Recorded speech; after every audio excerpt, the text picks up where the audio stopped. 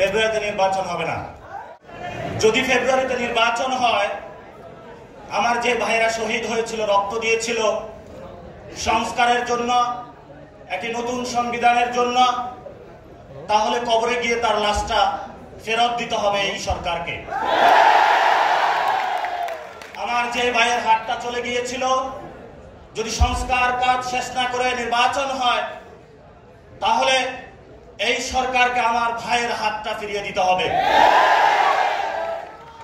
যে মায়ের বুক খালি হয়েছিল, যদি সংস্কার ছাড়া, একটি নতুন সংবিধান ছাড়া বাংলাদেশে নির্বাচন হয়, তাহলে ওই মায়ের বুকের সন্তানকে ফেরত দিতে হবে।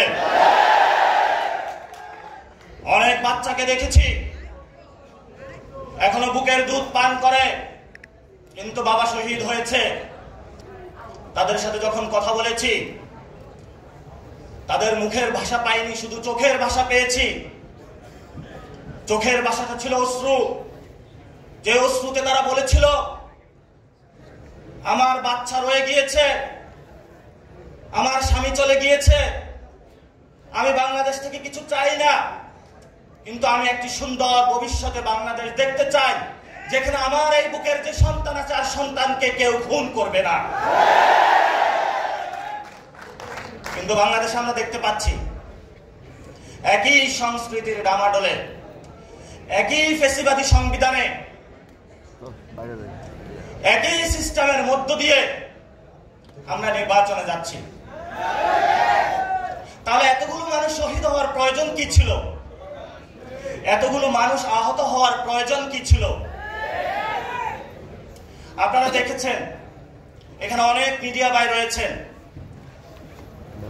ভারতে হিন্দুত্ববাদী বিজেপি এক এক করে সকল মিডিয়া দখল করেছিল, কিন্তু কিছু তরুণ যুবা অল্টারনেটিভ মিডিয়া সৃষ্টি করে ভারতের বুকে গত ইলেকশনে বিজেপির যে জয়যাত্রা, তাদের যে হম্বিতম্বি, সেটা রুখে দিয়েছিল। আপনাদের কি স্মরণ আছে?